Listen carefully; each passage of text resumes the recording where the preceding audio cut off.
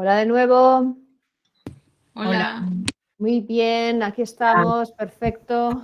Venga, seguimos, que todavía nos quedan cositas por ver. A ver, compartir. Habíamos visto ya el tema del alimento de sabor dulce. Fijaos la tabla, cómo crece. ¿Habéis visto la diferencia con otras tablas?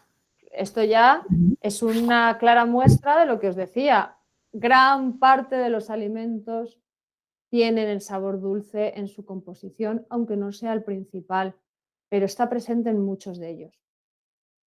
Entonces, fijaos la cantidad, ¿no?, de cosas, de alimentos que hay aquí, muchísimos. Quiero hacer mención especial a este de aquí, al trigo. Porque el trigo, dentro de una planificación de alimentación terapéutica, lamentablemente en muchos casos lo vamos a tener que restringir y quitar. Esto no solo tiene que ver, claro, si se tomara el trigo de forma moderada y en su composición original, cambiaría un poco la cosa. Pero teniendo en cuenta que es uno de los alimentos modificados genéticamente, o sea, más modificados genéticamente del mundo para aumentar su producción, su durabilidad, la cantidad que una misma cosecha proporciona, etcétera, etcétera, bueno, pues se ha ido transformando mucho, de manera que uno de los problemas que genera el trigo empieza por una cuestión estructural. Si el trigo originario tiene 7 genes, en el que se utiliza así más habitualmente en las grandes cosechas, ¿no?, industriales, es un trigo que tiene como unos 40 genes. Esto ya significa, de entrada, que es más grande, que molecularmente es más grande. Y cuanto más grande sea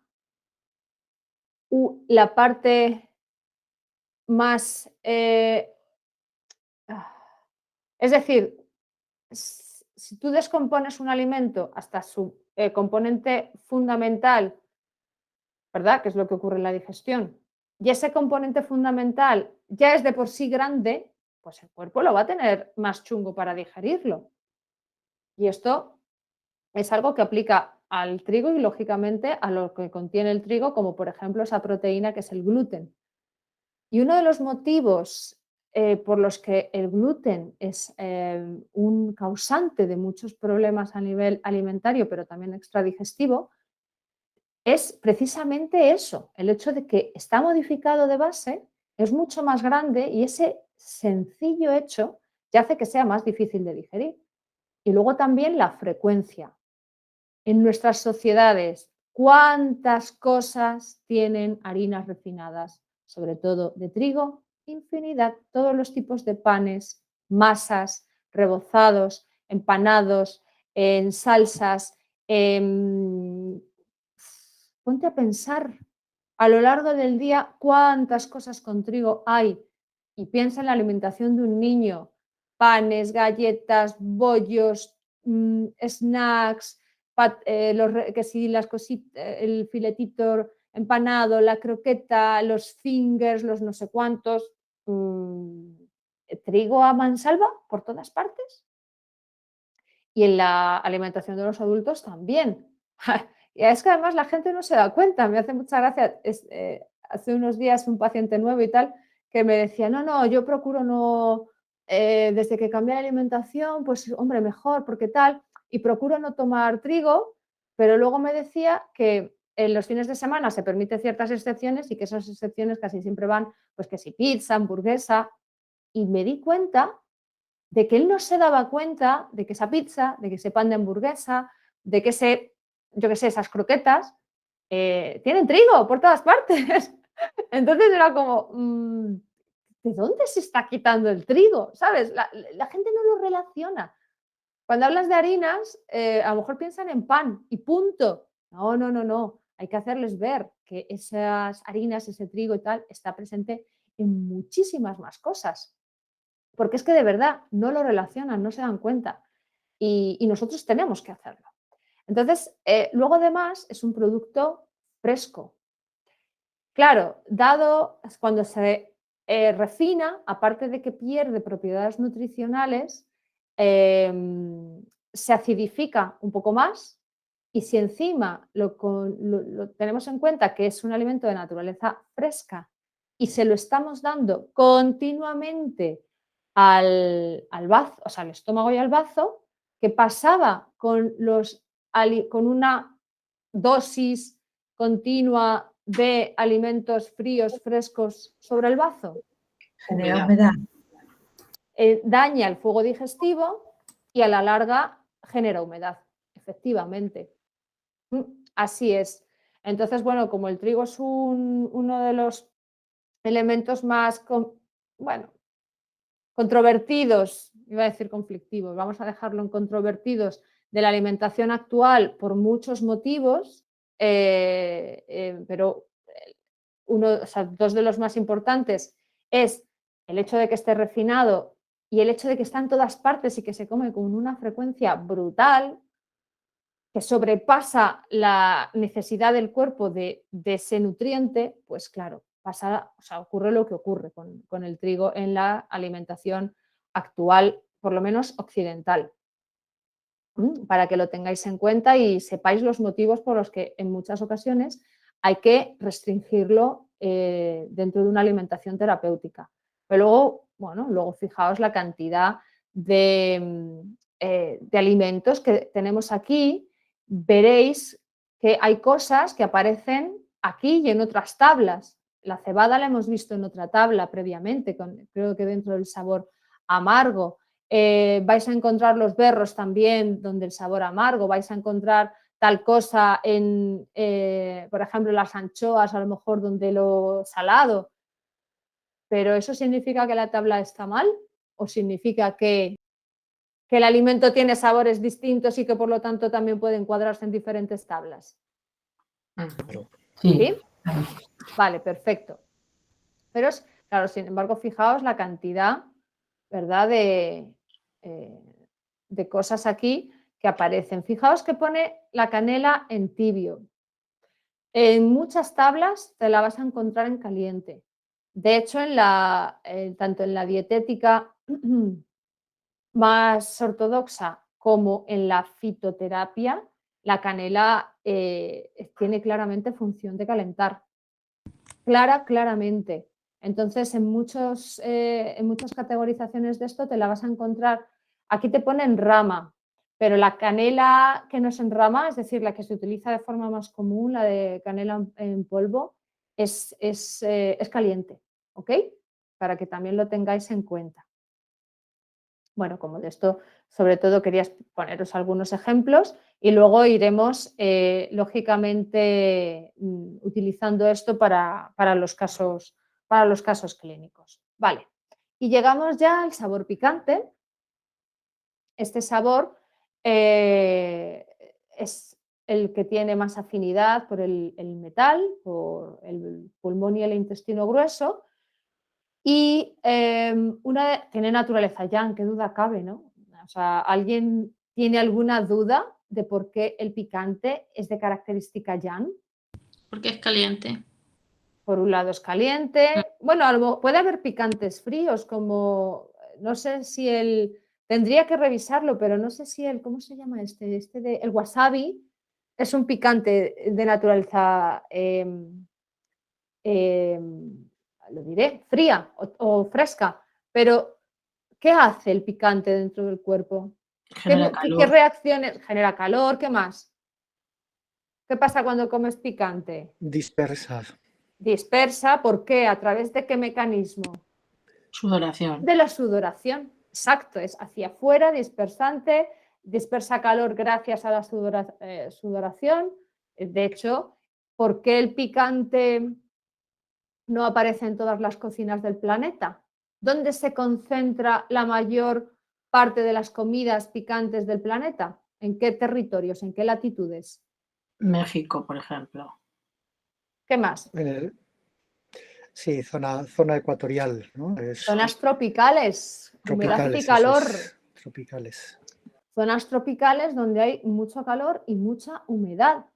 Y si la naturaleza en esos lugares genera alimentos picantes o muy picantes, pues lógicamente, a ver, que he escuchado un tintín y no sé si es alguien que quiere entrar o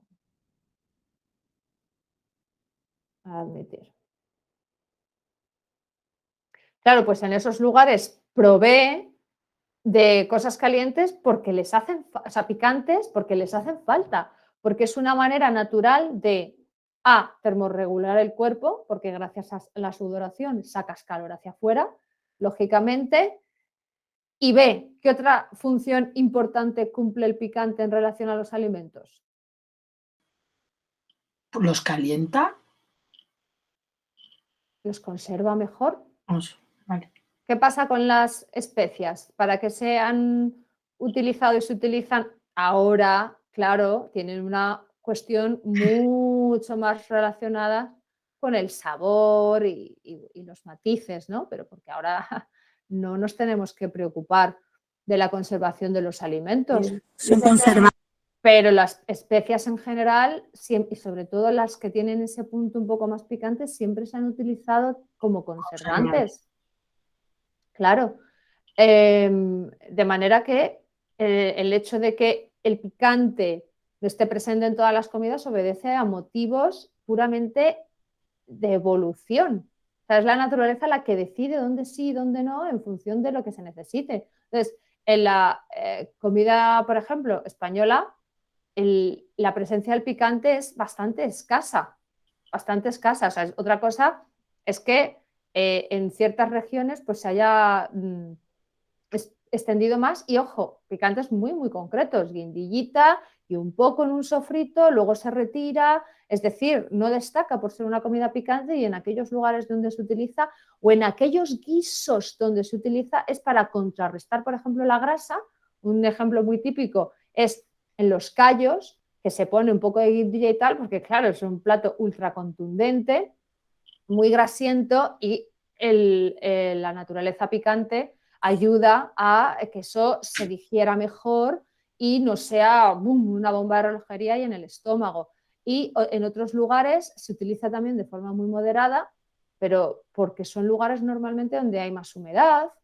Y sin embargo, en otras latitudes, Pamela, tú que vives en Suecia desde hace muchos años, ¿la comida sueca per se tiene algo de picante? ¿La comida sueca tradicional? No, Nada, porque no les nada. hace. Pero Claro, yo soy de Perú y en Perú sí se come mucho exacto, picante. exacto. En Perú tenéis unos picantes maravillosos, por Sí. cierto, y una variedad de comidas que es una locura. Pero en Suecia, la comida Nada, tradicional nada. sueca, o sea, el picante no lo han conocido, vamos, Y hasta. no hay, tampoco lo traen del extranjero, no hay acá. No hay Exacto, acá. no hay. La naturaleza allí no lo genera porque no les hace falta. ¿Cómo van a dispersar calor? Dios mío, que todo lo contrario, necesitan conservarlo. Acá hay ¿Mm? muchos postres de canela. Pero claro, eso ya es distinto, porque ya es al final para promover la digestión, porque las comidas normalmente son más densas, quizá un poquito más grasas, porque en un clima donde predomina el frío la mayor parte del año, el cuerpo necesita sustancias densas y muy nutritivas. Entonces, Sí. incorporar un poco de canela en la parte final bueno, también eso ahora es así por moda y por globalización, pero de forma natural tampoco se utilizaba tanto, entre otras cosas porque la gente antes no comía tantos dulces como se comen ahora.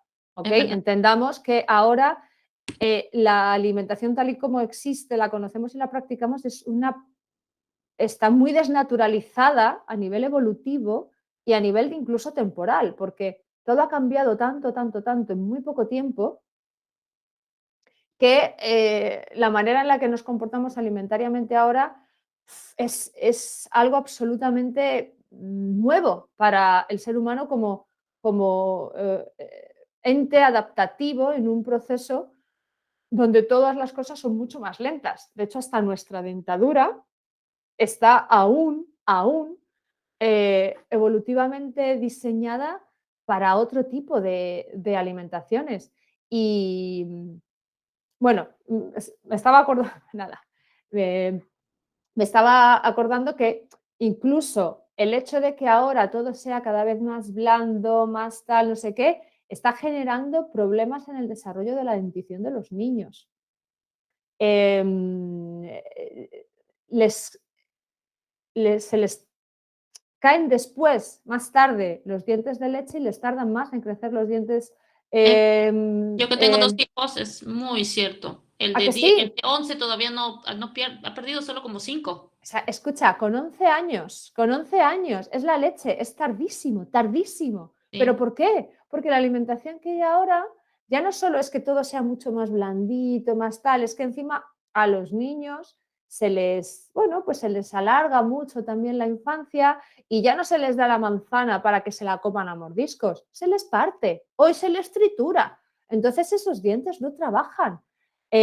A muchos de nosotros de nuestra generación eh, no nos han llegado a salir las muelas del juicio, estaban por ahí, nos las han tenido que quitar, porque evolutivamente todavía estaba la orden de, oye, a mí me dicen, ¿no? El gen, ¿no?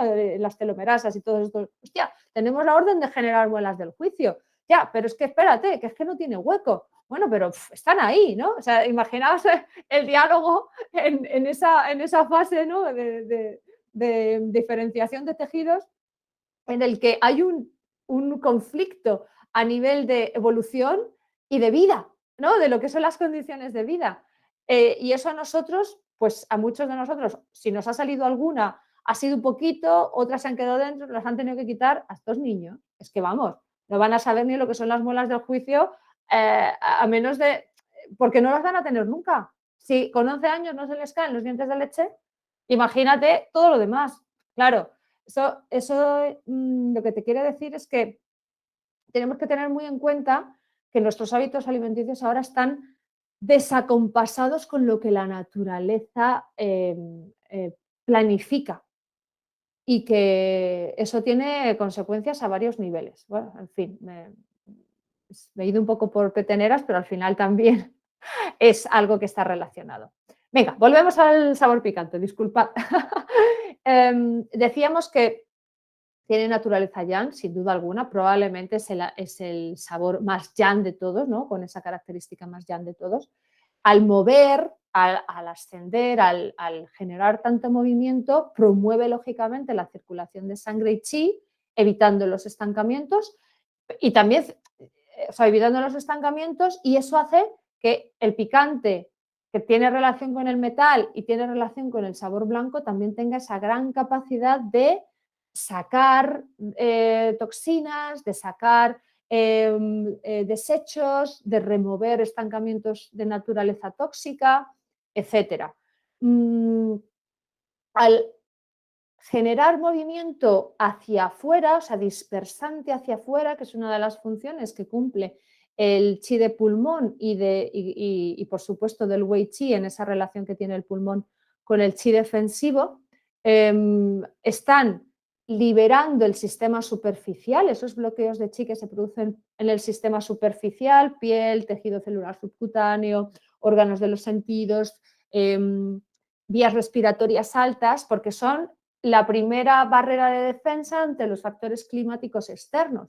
Entonces, ante un ataque más o menos intenso, que puede ser muy intenso por la dosis, por así decirlo, del factor patógeno externo, viento, frío, humedad, sequedad, y o también por la debilidad o fortaleza de ese sistema inmune que tiene capacidad de frenarlo o no, se van a generar distintos bloqueos a nivel superficial. Pues cuando esas fases iniciales de un resfriado, de una congestión, en la que se alterna la sensación de calor, de fiebre con escalofríos, con frío, eso es porque hay un bloqueo que ni deja salir el patógeno ni lo deja entrar y eso está bloqueado a nivel superficial. Cuando por frío y viento o frío y humedad pues hay dolor y congestión en las articulaciones o se queda el cuello rígido, sobre todo por la presencia de viento y frío, ¿no? Estas tortícolis, estos dolores de nuca y cabeza que ocurren en esos resfriados o ante la exposición del viento, pues este sabor picante, con su capacidad de mover hacia afuera, de dispersar esa energía yang desde dentro hacia afuera, es capaz también de remover este tipo de estancamientos, sobre todo pues gracias a la diaforesis y a movilizar el bloqueo de chi, ¿de acuerdo? Entonces, veamos aquí, alimentos de sabor picante como predominante, no necesariamente como único, ya sabéis que los puros casi no existen, y las diferentes temperaturas. Entonces, fijaos aquí el germen de trigo. El tema de los germinados, que ¿os acordáis dentro de la tablita esta así chiquitina que había de métodos de preparación de alimentos: germinado, crudo, salteado, hervido, frito, horno, plancha, etcétera? Había una categorización de más yin, más neutro, más yang. ¿En qué lugar estaban los germinados?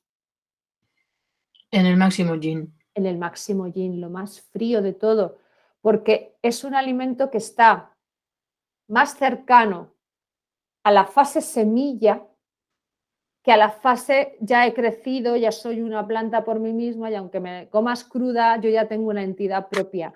Un germen está mucho más cerca, o sea, un germinado, perdón, está mucho más cerca de la fase semilla, que es el agua, que es lo más yin, es lo más, encima es crudo.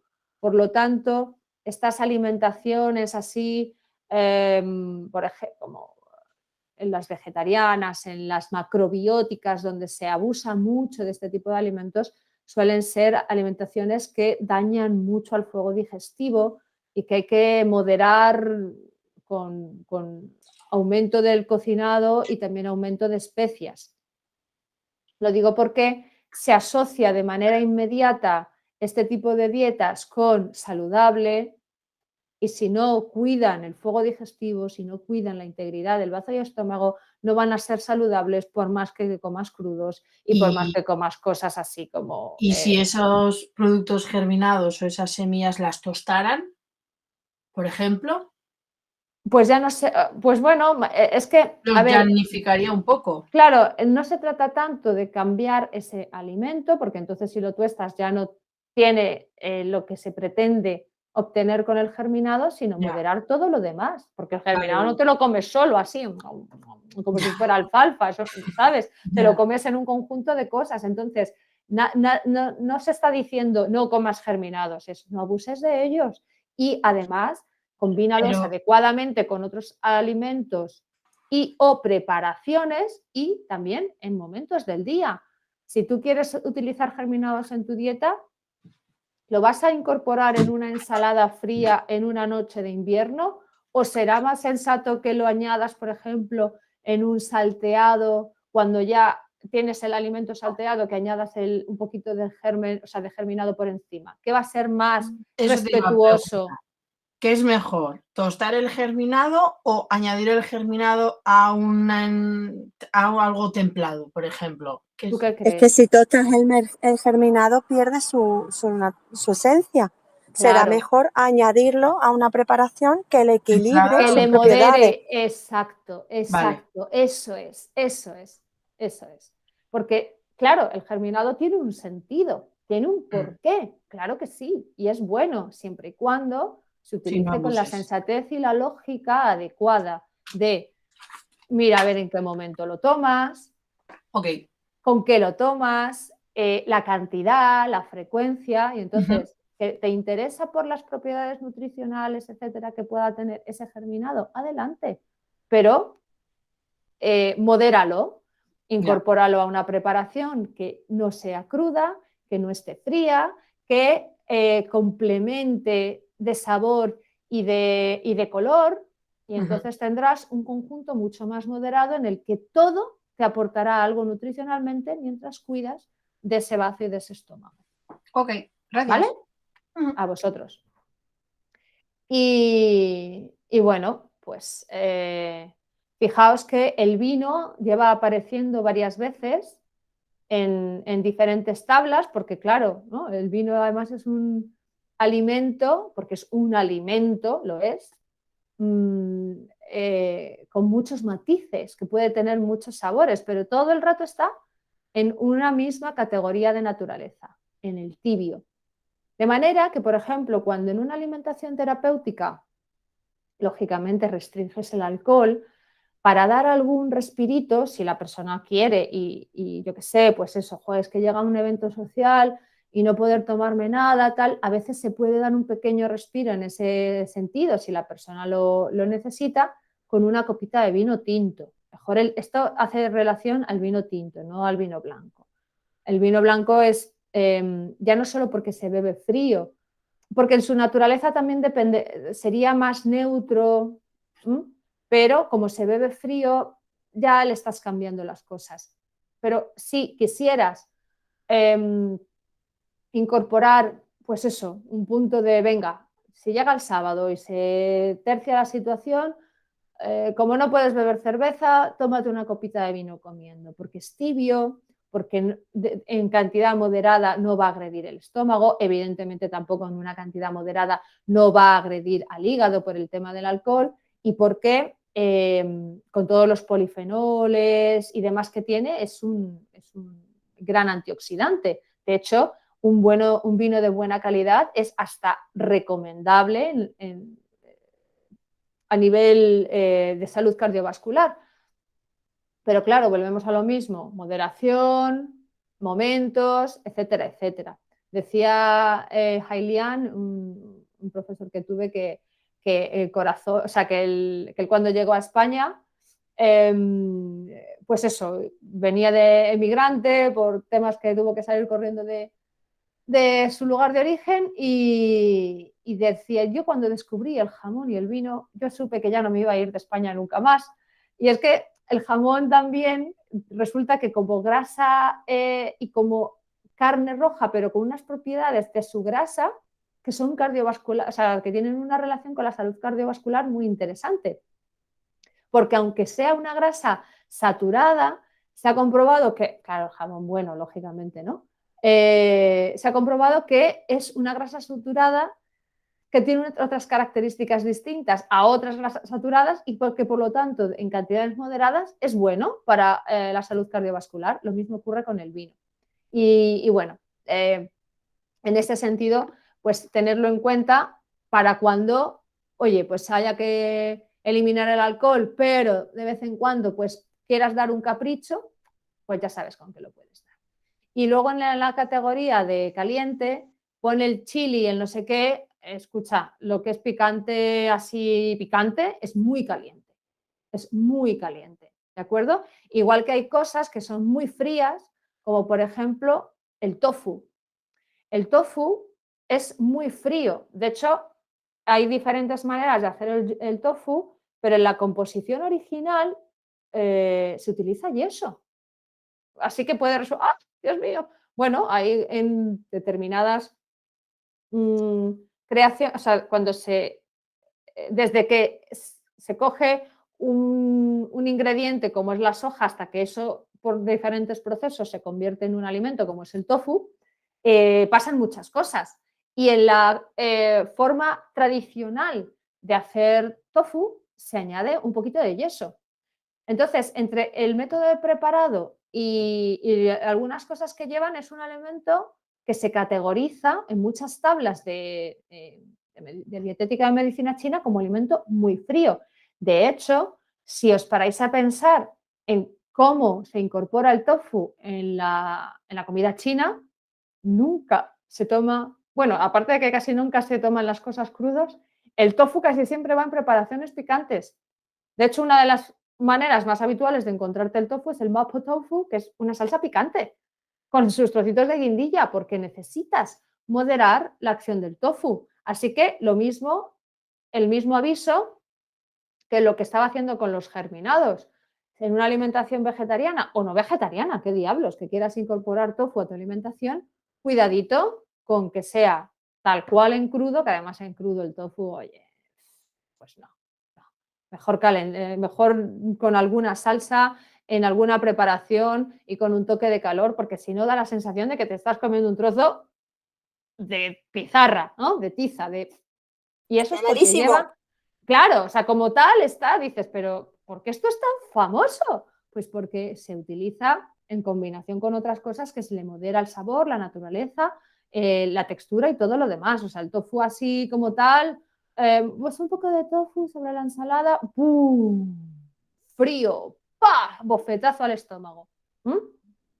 Así que tenedlo también en cuenta, ponéroslo en los apuntes, porque creo que Ana ha utilizado unas tablas muy moderadas en las que se ha olvidado, no olvidado, porque no se ha olvidado, o sea, quienes conocéis a Ana, o sea, no se ha olvidado ni por asomo, pero sí que es verdad que como que ha puesto las categorías más comunes, ¿de acuerdo? Luego os pasaremos info en la que encontraréis también un poco de estas cualidades más extremas, ¿no? De muy caliente o muy frío. Vale. Claro, Beatriz, y ahora pues ahora me has hecho pensar en una cosa. ¿Los quesos, dónde los englobaríamos en estas tablas? Vale, si os fijáis, aquí no hay productos, aquí en todas estas tablas hay ingredientes. ¿Os habéis fijado en el Vale, detalle? sí, sí. Con ¿Vale? la leche, quizá.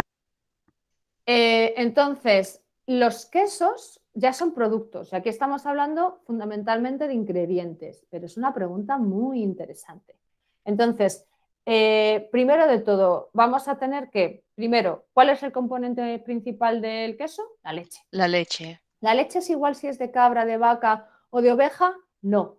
No. Una es más neutra, otra es más caliente. La leche de cabra es un poco más tibia que la de vaca, por ejemplo, que se suele meter en la categoría de neutra o incluso, bueno, dejad de que compruebe, neutra seguro, neutra seguro. Luego cuando mire otra cosita, porque ahora me está generando la duda y no quiero decir algo sin estar completamente segura. Pero en este caso sería de naturaleza más o menos neutra, es decir, no va a tener una naturaleza extrema, ¿ok? En cualquier caso no va a tener naturaleza extrema. Y luego hay quesos que están más madurados y tienen un componente un poco más picante, los más cremosos son más dulcecitos, pero en cualquier caso una cuestión que sí o sí generan los quesos, sobre todo cuando se toman en mucha cantidad, es, ¿qué creéis? ¿Qué producto patológico? Humedad. Humedad, exacto. De hecho, si no están aquí, luego os lo pasa, bueno, os lo puedo decir ya, cosas que generan directamente humedad, leche y lácteos. Luego tener cuidado porque el yogur estaba, ¿alguien se acuerda de dónde aparecía el yogur en una de estas tablas? Aparece, ¿eh? Aparece. Dulce frío. En dulce frío. Dulce. Dulce frío y ácido frío. Y hacía frío. Es decir, frío. Ya estamos diciendo que ese lácteo encima es de naturaleza fría y la mayor parte de las veces se consume frío. Después, el fermentado, claro, el tema de diferenciar leche y lácteos es porque algunos derivados de la leche han pasado procesos de fermentación y por lo tanto ya cambia un poco su naturaleza y pueden ser más fácilmente asimilables y digeribles para ciertas personas que, por ejemplo, la leche per se. Entonces, con independencia de ese proceso de fermentado o no, que puede hacer que algunas personas puedan comer queso pero no toleren la leche, ¿vale? En cualquier caso, el exceso de queso genera humedad. Y ojo, si ya hay una base de insuficiencia de chi de bazo, aunque no sea excesivo, el consumo de queso va a generar humedad. ¿Por qué? Porque ya está yendo sobre una base de insuficiencia de chi de bazo donde ya habrá normalmente humedad instaurada. Por lo tanto, si en ese contexto estamos dando de forma más o menos frecuentes alimentos como la cerveza, las bebidas carbonatadas, las cosas azucaradas, las harinas refinadas, los quesos y algunas otras cosas como por ejemplo los cacahuetes fritos o las almendras fritas, estaremos aumentando exponencialmente la producción de humedad por parte de ese bazo que ya anda ahí renqueante, pero encima si le metemos estos alimentos, pues va a ser mucho peor todavía. Y eso es importante porque dentro de una alimentación terapéutica raro rarísimo es que no se tengan que restringir de inicio los alimentos que generan humedad. Suele ser de lo primero que hay que quitar. Beatriz, perdona, y por ejemplo, la kombucha, que son probióticos, pero que al final lo tomas frío. Bueno, sí, pero insisto, lo tomas siempre, todo el rato, a cualquier momento, si es que es como todo, la dosis, el término medio, corazón, el término medio. O sea, no hay cosas que de por sí sean malas, horribles, no, nunca. No. Siempre estamos hablando todo el rato del término medio. Lo que pasa que con algunas cuestiones hay que ser más estrictos por el mero hecho de que la mayor parte de la gente ya tenemos taras, de que no te va a llegar nadie de repente, ni tú, ni cualquier cosa que quieras hacer, va a ser sobre un terreno virgen, sano, que funciona perfectamente. Nada de eso. Ya te vas a encontrar con alguna tara y normalmente vas a encontrar muchas de esas taras a nivel digestivo. Por lo tanto, si ya de entrada partes con desventaja porque el terreno no es el adecuado o ya funciona de manera deficiente, pues habrá cosas que sí que tendrás que eliminar porque esa condición patológica previa ya los convierte en inadecuados. Pero por norma general, todo el rato estamos moviéndonos en el término del equilibrio. ¿Sí? Sí. Vale. Más preguntas, más cositas. No hay más preguntas. Vale, siguiente. Bueno, esto simplemente es una manera de ver cómo ese término medio también es algo que lo provee y lo dicta la propia naturaleza. Lógicamente, los extremos siempre van a ser de menos cantidad, mientras que la mayor proporción de alimentos tienen naturaleza neutra, seguido así en sus lugartenientes, que son los tibios y frescos, es decir, los moderados. Y esto es fácilmente entendible, porque si es lo que más va a ayudar a la digestión, si es lo que más va a ayudar a la mejor absorción de los nutrientes y a proteger ese fuego digestivo, pues está claro que la naturaleza no va a proveer de cosas que vayan en contra de esa lógica, ¿verdad? Y luego,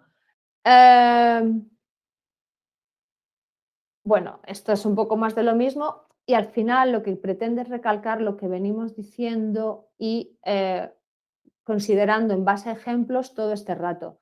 El tema de combinar, de aprovechar las diferentes fórmulas en las que puedes combinar. Ten en cuenta que puedes hacer esas combinaciones en base a momentos del día, forma de cocinado, temperatura de consumo, color, sabor, ¿de acuerdo? Entonces, todo eso te da un montón de elementos, no un montón, pero sí los suficientes elementos como para poder hacer muchas combinaciones, de manera que puedas tener mucha variedad a la hora de optar por un alimento, por una preparación, Esto se entiende y lo hemos ido diciendo con diferentes ejemplos, ¿sí? Sí. ¿No? Sí. Vale, vale, ok. Y luego, esto es interesante. Ya hemos dicho, fijaos, ¿no? Casi todos los alimentos, un porcentaje muy elevado, tienen algo de sabor dulce en su composición. Y esto vuelve a ser un poco más de lo mismo. La alimentación racional con fines preventivos que se contempla en la medicina china tiene los alimentos dulces en su eje central. ¿Qué tipo de dulce? Los cereales. Por ejemplo, es decir, el dulce natural de los alimentos no modificados, ¿cierto? Sí. De ninguna manera se le podría ocurrir a alguien que ese dulce se refiera a, bueno, no pasa nada, hinchate a tortitas todas las mañanas. Sí, merienda pastas de té. Y por la noche, una ración de selva negra. O sea, es decir, perdón si el ejemplo es grotesco, pero alucinaríais con la cantidad de gente, no llevado a ese extremo, pero no tan alejado, que hace ese tipo de cosas todos los días. Por tanto, cuando aquí en este contexto la palabra dulce tiene un significado, fuera de este contexto, la palabra dulce para mucha cantidad de gente tiene otro. Y es algo que primero tenéis que detectar de a qué se refiere cuando se refiere al dulce y sobre todo cuando tú le hables de dulce tiene que tener muy claro a qué te estás refiriendo. Entonces, ¿qué significa esto? Que si tú le dices a alguien o a ti mismo o a tu, bueno, a ti mismo quizá no, a tu familiar que le vas a, oye, que va a ser tu conejillo de Indias y le vas a decir, oye, pues esto que me comentaste el otro día, prueba con tal o cual. Si le dices alimentos de sabor dulce o te encargas de decirle a qué te refieres, o probablemente no lo entienda o entienda otra cosa distinta. Sí, esto es así. O sea, jamás deis por hecho que la gente sabe dónde encontrar un sabor dulce de manera natural. No deis por hecho de que la gente va a entender lo que decís, si no os encargáis de dejarlo claro, sobre todo en este aspecto, porque lo del sabor picante, salado o amargo lo va a entender todo el mundo, pero lo del sabor dulce va a generar confusión. Así que será vuestra labor haceros entender y que cuando digáis alimentos de sabor dulce, les proporcionéis vosotros esas ideas o determinadas tablas para decirle, ojo, que no te estoy diciendo que te vayas al Belros y te atiborres de chuches. Te estoy diciendo cereales integrales a ser posible, mejor que los refinados, tubérculos, vegetales, frutas. Y dirá, vaya. Pero hay que aclararlo y hay que dar ejemplos. ¿De acuerdo? Sí. Ah, Sí. vale. Vale, perfecto. A ver, ¿qué más? Bueno, el sabor ácido. El sabor ácido también es otra de las características interesantes que tiene. ¿Qué cosa os acordáis? ¿Qué os acordáis ahora del sabor ácido? ¿Qué características os vienen ahora a la cabeza del sabor ácido? ¿Qué hemos dicho del ácido? Madera. Relacionado con madera, ¿vale? Yin. Tipo naturaleza yin, y como naturaleza yin, entonces, ¿qué tipo de cosas puede hacer? Refrescar, contraer y astringir. Muy bien, perfecto. Otra cosa, vale, y al margen de esas características, que están muy bien, ¿hay alguna otra cosa, pero ya pensando más en lo que es cocinar, ¿no? En lo que es ponerte a cocinar y demás? ¿Qué hacen los ácidos? ¿Tú para qué puedes utilizar el vinagre, el limón, el yogur, aderezar y macerar? Es decir, precocinan alimentos. Y es una manera, claro, ahora insisto, ahora estamos como tenemos las neveras y todo, no sé qué, no sé cuántos, pero hasta hace 4 días evolutivamente había que conservar los alimentos de diferentes formas, en salazones, en escabeches, en encurtidos, en preparaciones de ese tipo que permitieran al alimento durar más sin tener que cocinarlo con fuego y comerlo inmediatamente. De manera que una de las funciones que tiene el sabor ácido es preservar a los alimentos precociéndolos. Tú cuando maceras o marinas un pescado que luego vas a hacer al horno o a la brasa, cuando le echas limón, ¿qué ocurre? Cambia de color, aunque sea la capa más superficial. Y ese cambio de color ya está haciendo que esos poros se sellen, se cierren y entonces ya evita la salida de jugos hacia el exterior y también limita un poco la entrada de otras sustancias no deseables desde el exterior. Si tú haces un escabeche, estás conservando, o en un encurtido estás conservando el alimento sin necesidad a veces de cocinarlo, gracias a que el ácido lo preserva. Así que también tiene mucho sentido que sea, y fijaos la diferencia de porcentaje, pero aún así es el segundo sabor más predominante y mucho de ello tiene que ver con esta capacidad de conservación y de precocción de los alimentos. De hecho, en los aderezos, en los aliños de las ensaladas siempre hay un ácido. ¿Por qué creéis que es? Tiene dos motivos fundamentales. Venga, vamos a pensar juntos. ¿Qué se echa fundamentalmente en un aliño? ¿Qué dos bases fundamentales lleva un aliño? Aceite y vinagre. Vale. Entonces, a nivel de propiedades, el aceite otorga una cualidad, pero si solo se echa el aceite, ¿al paladar sería agradable? No. No. Tendrás que compensar esa palatabilidad con algo que modere la naturaleza súper oleosa de esos aceites, pero además también teniendo en cuenta que los aliños normalmente se utilizan en alimentos como cocinados o crudos. Crudos, por lo tanto, estamos diciendo que una de las cosas que hace el ácido es preservar, pero también precocinar. Exacto, entonces al incorporar un yogur que es ácido, porque hay lugares del mundo, Bulgaria, Grecia, Oriente Medio y tal, donde el yogur es la base de infinidad de preparaciones, pero claro, no es el yogur Activia que te compras, es un yogur de otra manera, mucho más ácido, más cercano al kéfir, sin tantos aditivos, sin tantas leches, y es un yogur que tiene mogollón de propiedades beneficiosas y por eso, aunque sean alimentaciones donde hay mucho yogur, no hay tanta presencia de humedad porque ya está hecho de otra manera. Aquí cuando pensamos en yogur, coge y mira la cantidad de azúcar que tiene un yogur normal. Es un horror. El típico yogur de sabores Mondo y Lirondo que se les da a los niños y a los abuelos como si fuera una cosa maravillosa, tiene casi 13 gramos de azúcar. O sea, es un horror absoluto y encima frío y encima de temperatura fría. O sea, imaginaos, es que está todo muy pervertido. Cuando hablamos de yogur de verdad, nos estamos refiriendo a estos alimentos con capacidad probiótica y prebiótica, pero claro, que cada vez es más difícil encontrar, bueno, por un montón de circunstancias. Pero la cuestión es que en este tipo de aliños que están diseñados para condimentar productos normalmente crudos y muchos de ellos de naturaleza neutra o fresca, es para hacer una ligera precocción de esos alimentos. Es raro encontrar un aliño en el que no haya vinagre, no haya limón, incluso puede haber mostaza, que también tiene un poco de esto, o yogur.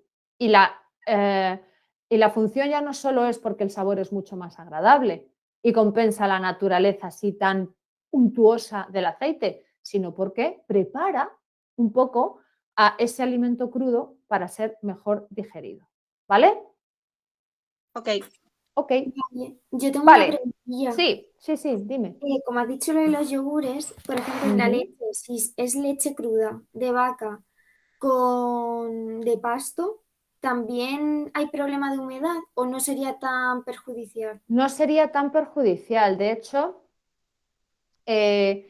lo que pasa es que a encontrar ahora yogures así, como dices tú, ya, muy difícil. Vaca, cabra u oveja de pasto, solamente esa leche y fermentos lácticos naturales, sin azúcar y sin mondangas añadidas, te lo encuentras de 3, así de forma relativamente fácil, de 3 marcas.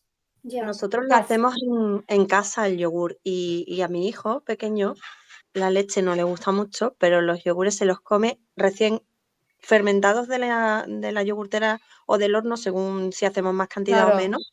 Se los come calientes, se los come tibios. Claro. Porque le gusta, ese acidez le gusta a él. Claro, y luego aparte le ha cambiado un poco la composición. Y ojo, porque es verdad que lo estás haciendo tú y ya controlas, pero lo haces con leche que ya viene ultraprocesada también. Que la leche, la leche como ingrediente. No, la leche que se toma actualmente es un producto. Tenemos aquí, por suerte, cerca ganadería, pero de cabra, leche de cabra. Bueno, pues bienvenida sea. Si lo puedes conseguir de forma natural y luego sí que es verdad que hay que pasarle por un poco de proceso de cocción por el tema de matar las bacterias y esto. Y hervirla. Pero claro, no es lo mismo el proceso de cocción que se hacía tradicionalmente en las casas que los procesos de uperización a los que se someten las leches actuales y, por supuesto, teniendo en cuenta muchas veces de dónde viene esa leche, es decir, qué alimentación ha tenido esa vaca, se ha paseado, si la han hormonado, si la han puesto antibióticos, si no sé qué. Es decir, que la leche hay que mirarla en muchos casos como un producto. Por eso, si uno decide, o sea, es decir, quiero hacer aquí romper una lanza a favor de los lácteos originales. O sea, un lácteo de buena calidad. Imaginaos Asturias, esa vaca pastando todo el año en aquellos montes verdes. El pasto es una fuente brutal de omega 3, de otros ácidos grasos y de una cantidad de fitonutrientes maravillosos.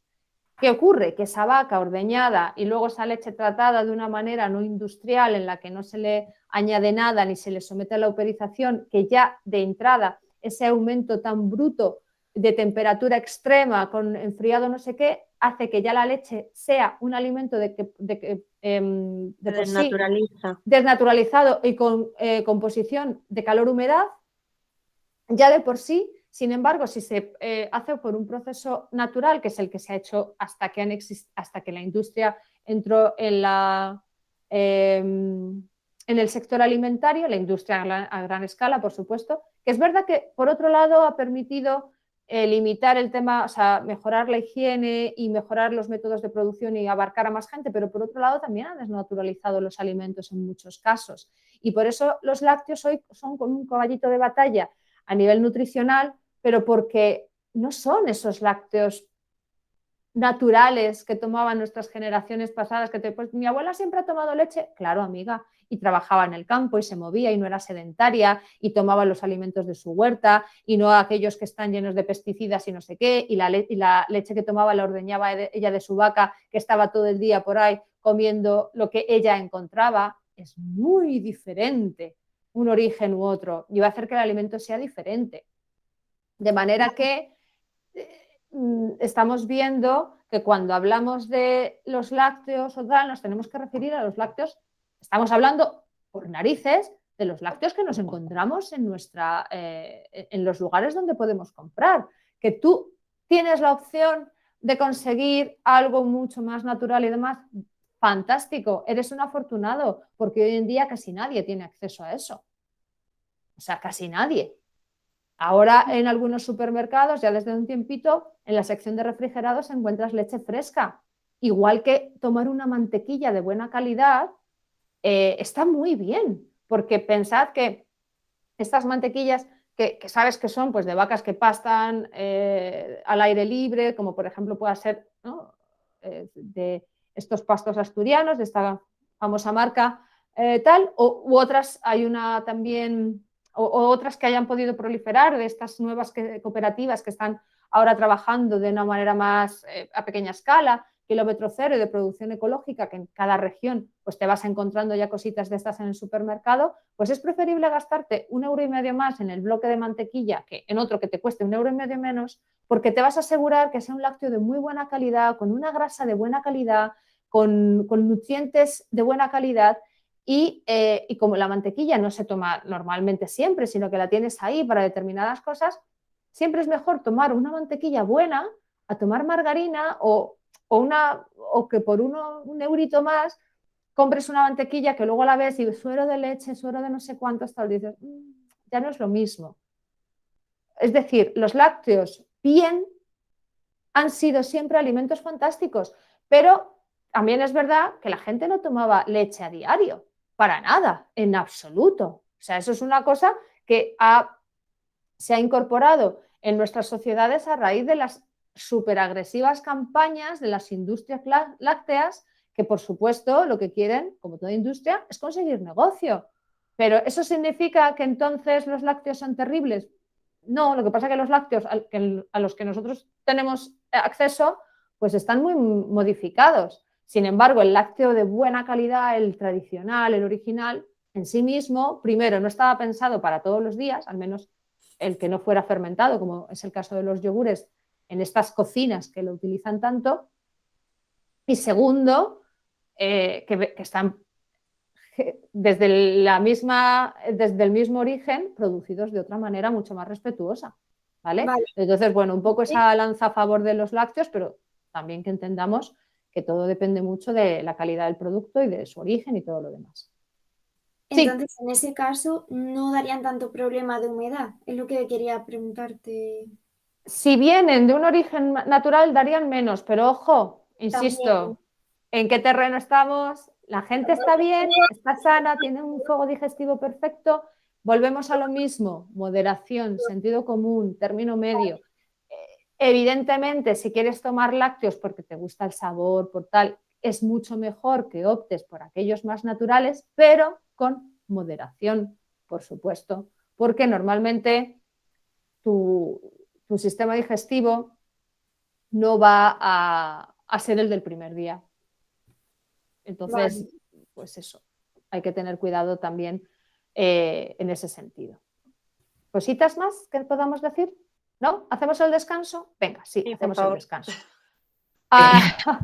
Sí, por favor, ya estáis aquí. Por Dios, que se calle. Queda todavía un poquito de clase. Cuesta integrarlo todo, ¿eh?